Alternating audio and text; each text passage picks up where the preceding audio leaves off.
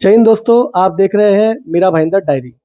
दोस्तों, जैसा आप सब जानते हैं कि 27 अगस्त को काशी गांव इलाके में महानगर पालिका के द्वारा एक बहुत बड़े तोड़क कार्रवाई को अंजाम दिया गया, जिसमें तकरीबन 300 से भी अधिक अवैध घरों को और दुकानों को तोड़ा गया।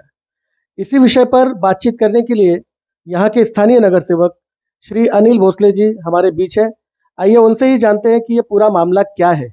उनकी प्रतिक्रिया लेते हैं इस विषय पर। अनिल जी, क्या कहना चाहेंगे? इसके बारे में मुझे तो ये कहना है, मीरा भाईंदर महापालिका कमिश्नर जी खुद पूरे शहर में विजिट मार के विकास को गति देने की बात कर रहे हैं या काम कर रहे हैं, या शहर में मीडिया में जितना भी अनलीगल के ऊपर कार्रवाई की गई उसके वाहवा ले रहे हैं। मेरा इस विषय में ये कहना है, इस देश में कानून नाम की एक व्यवस्था है और वो कानून को सभी लोगों ने पालन करना चाहिए। ये मेरा स्पष्ट मत है। जो भी कार्रवाई जिस पद्धति से हुई उसका सबसे पहले मैं जाहिर निषेध करता हूँ। क्यों निषेध मैं इसलिए करता हूँ, क्योंकि कोई भी मीरा भाईंदर में जितना भी आरक्षण है, आरक्षण में डीपीआर 1994 में डीपीआर आया और डीपीआर आने के बाद अभी दूसरा डीपीआर बनने जा रहा है। इस आरक्षण में जो मोजेस टोपेरो है या खेडूत, जो भी लोग सातबारा धारक जिसको हम बोलते हैं, उन्होंने ही ये जमीन कुछ राइट विनय शाह को दिए। जो विनय शाह नाम का जो बिल्डर है उसको राइट दिए, और कुछ राइट्स ये लोग वहाँ के छोटे छोटे लोगों को, चाल माफियाओं को चाली के बांधने के मतलब जगह के माध्यम से उनको राइट दिए। अगर ये राइट, एक जमीन के राइट, आरक्षण ये है पता रहने के बावजूद भी ये दो जन को राइट दिए, और वो राइट की वजह से मेरे पास यहाँ पे पेपर है। 2017 की बात कर रहे हैं। 2000 कमिश्नर जी ने कहा 2017 में ये सर्च रिपोर्ट है, सर्च रिपोर्ट में मोजेस टोपेरे के नाम पे है। 2019 की कमिश्नर साहब ने बात की कि 2019 में ये जो भी 7/12 मीरा भाईंदर महापालिका के नाम पे हुआ है उसका कोर्ट में केस चालू है, माननीय तहसीलदार माननीय प्रांत के पास, और उन्होंने सिविल सूट भी डाला है। सिविल सूट नंबर 412 2020 का सिविल सूट है। वो सूट के अनुसार वो मैटर कोर्ट में पेंडिंग है। दूसरा, उस विषय में वहां पे जो कार्रवाई की गई वहां पे कम से कम बहुत सारे लोगों के स्टे थे, और महापालिका ने मेरे जानकारी के अनुसार कोर्ट में अंडरटेकिंग लिख के दिया, ड्यू प्रोसेस एंड लॉ।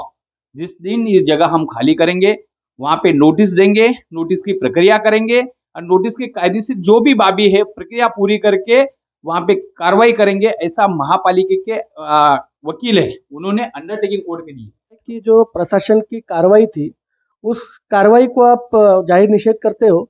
साथ ही साथ आपका ये भी मानना है कि कार्रवाई करते समय जो स्टैंडर्ड प्रोटोकॉल को फॉलो करना चाहिए था, वो नहीं किया गया। तो किसके दबाव में महानगर पालिका ने ये सब किया होगा, आपको क्या लगता है? मुझे तो फर्स्ट ये कहना है, ये 2018 के टैक्स है।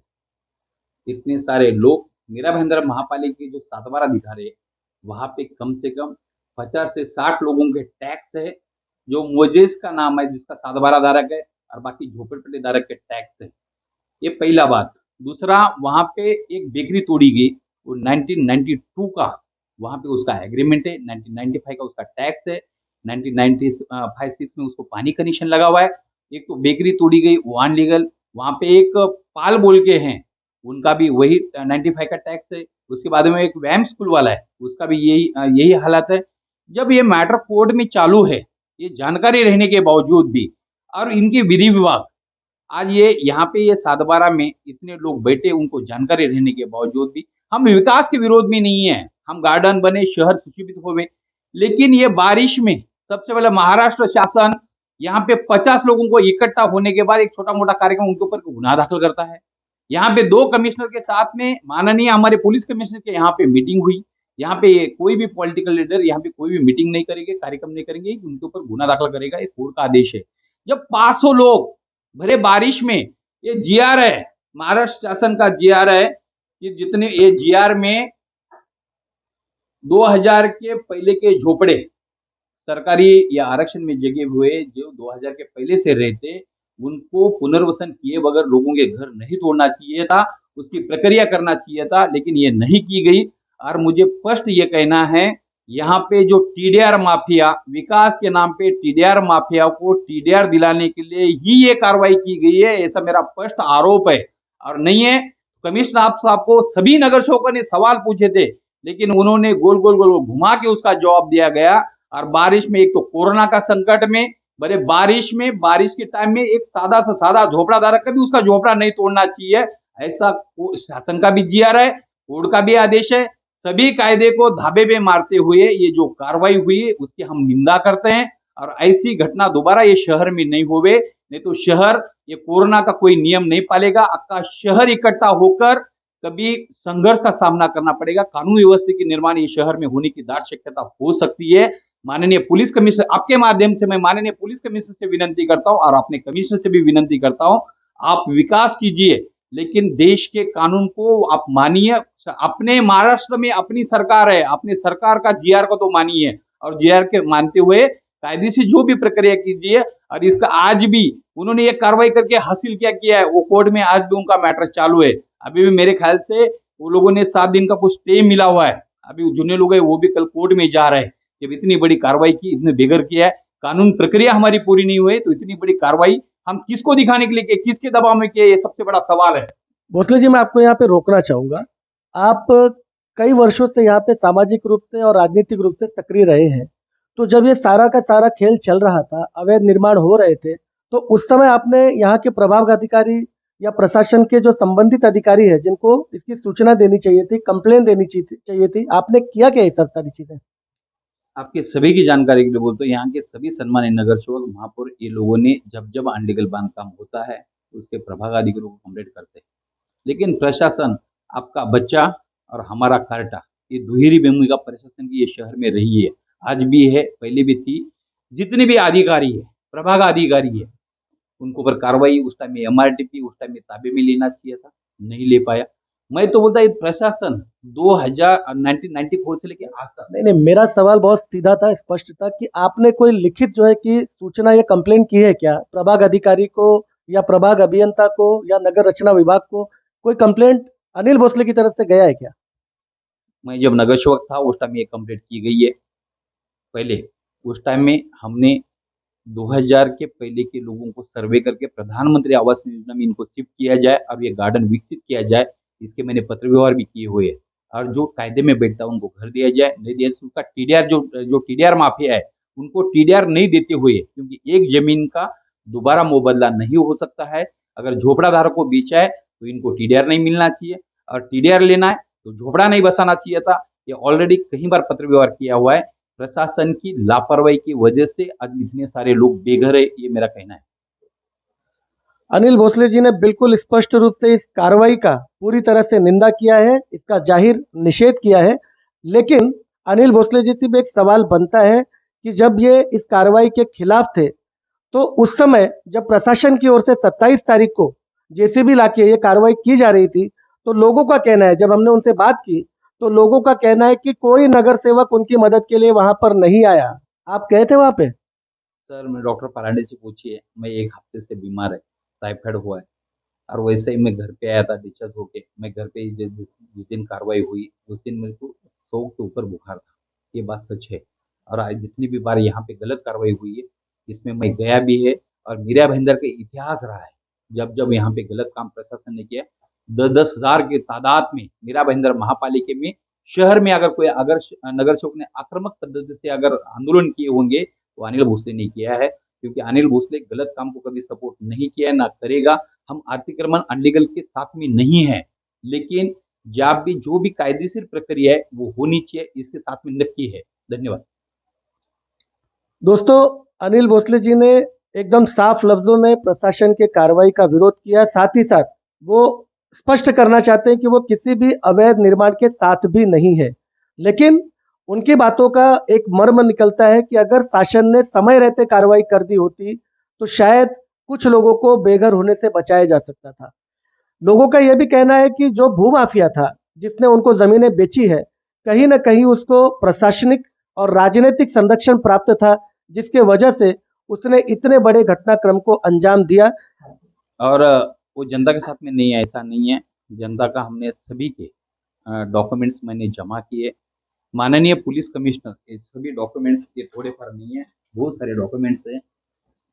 ये सभी डॉक्यूमेंट हमने माननीय आयुक्त, नगर रचना, माननीय शहर के महापौर और पुलिस कमिश्नर को खास करके हमने ये निवेदन जनता का दिया है कि यहाँ पे जिन जिन लोगों ने गरीबों के साथ में खिलवाड़ किया है, चाहे टैक्स के अधिकारी हो, पानी कनेक्शन के अधिकारी हो, या संबंधित जिन्होंने जिन्होंने राजकीय दलाल हो, चाहे कोई भी नेता हो, उनकी चौकसी की जाए और संबंधित वो दोबारा ये गरीबों के साथ में ये घटना नहीं होनी चाहिए, उनके ऊपर गुने दाखिल किया जाए।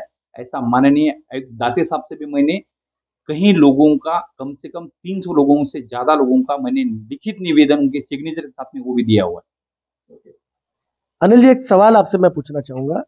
काफ़ी लोगों का कहना है कि प्रशासन की अगर ज़मीन पर अवैध रूप से वो रह रहे थे, तो आखिरकार उनको प्रॉपर्टी टैक्स किस आधार पर दिया जा रहा था? किस आधार पर उनसे प्रॉपर्टी टैक्स भरने को कहा जा रहा था? प्रशासन के आरक्षण अगर हुआ या आरक्षण एकाधी जमीन पे गिरा, तो वो जमीन जब तक सातबारा धारक उनको देता नहीं है, तब तक उनकी जमीन कहाँ से हुई? सबसे बड़ा ये सवाल है, क्योंकि मेरी जमीन है, मेरी जमीन में अगर समझो आरक्षण एकाधा गिरा हुआ है, तो मैं ये जगह जमीन महापालिका को हैंडओवर करता है और उधर कंपाउंड मार के देता है, वॉल कंपाउंड मार के देता है, उसके बाद उसका सातबारा मीरा भाईंदर महापालिका के नाम पे करके देता है, तो उसका जमीन मीरा भाईंदर महापालिका या प्रशासन का हुआ। जब तक सातबारा मेरे नाम पे है और मैं राजी खुशी से अगर आपको देता नहीं है, तो आपने उसका भी एक कायदेशीर प्रक्रिया है, जगह इकवार करके लेने का। वो अपने खाली जगह होते हुए इकवार करके लिया होता, तो आज ये दिन नहीं आते। तो कुल मिला के प्रशासन की लापरवाही इसके अंदर पूरी तरह से रही है। अब मैं ये जानना चाहूँगा कि जो लोग वहाँ से निर्वासित हुए हैं, जिनका घर उजड़ा है, बरसात के इस मौसम में उन्होंने परेशानी झेली। चलिए, उस दिन आप नहीं जा पाए, बीमार थे, लेकिन उसके बाद कभी 1 हफ्ते हो चुका है इस कार्रवाई को। उसके बाद कभी जाकर वहाँ के लोगों का हाल लेने का आपने प्रयास किया क्या? मैं जाके भी आया, परसों ही गया था, परसों मैं माचकपाड़े में गया था। वहाँ के लोगों के जो जूने लोग हैं, उनको भी मैंने पेपर मांगा, उनको देने का प्रयास किया। 1 हफ्ते से वहाँ पे जब तक उनकी पर्याय व्यवस्था नहीं होती है, तब तक सुबह शाम उनको खिचड़ी बोलो, दाल चावल बोलो, उनको बना के देने की व्यवस्था की है। एक तो जाके शो शाइनिंग करना, नेतागिरी करना, ये हमारा वो शौक नहीं रहा है।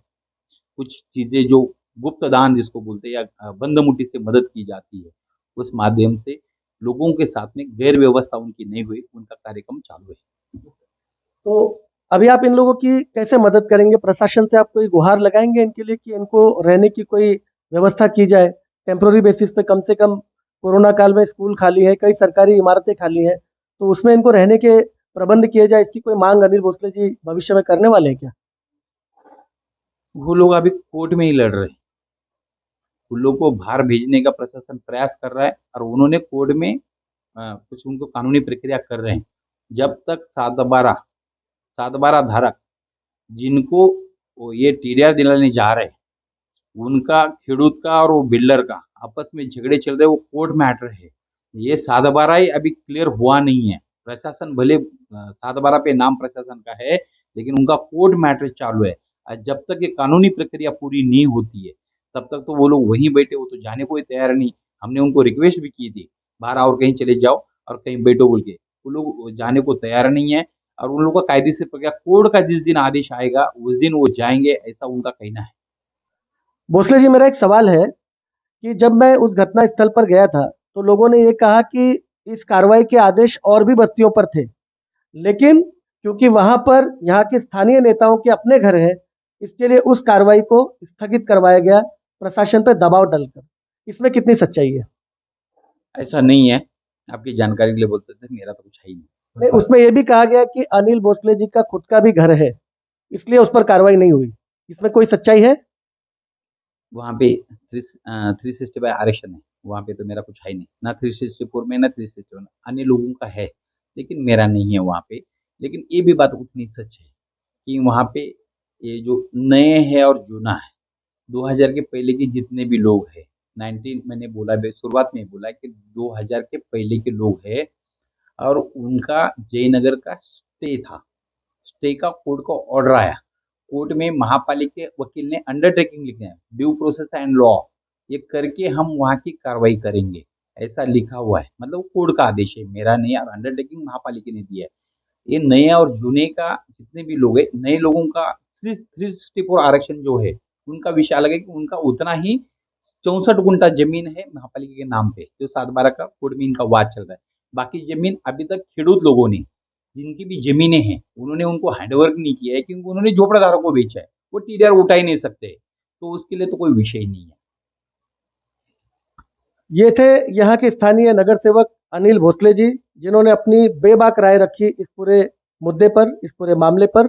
दोस्तों, गौर करने वाली बात है कि 30 वर्षों तक अनधिकृत रूप से कॉलोनियां बसती जाती है और यहाँ का प्रशासन सुस्त होकर हाथों पे हाथ धरकर बैठा रहता है। अब सवाल ये उठता है कि प्रशासन उन प्रभाग अधिकारियों पे भी कार्रवाई करेगी क्या, जिनके कार्यकाल में ये सारे बांध काम हुए हैं। आप देख रहे थे मीरा भाईंदर डायरी। जय हिंद, जय महाराष्ट्र।